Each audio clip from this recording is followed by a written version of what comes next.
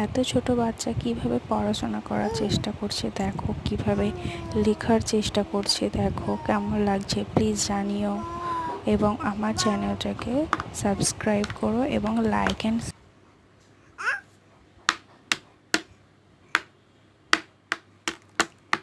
কানিশা কানিশা aunty ও বাবা ফুটকি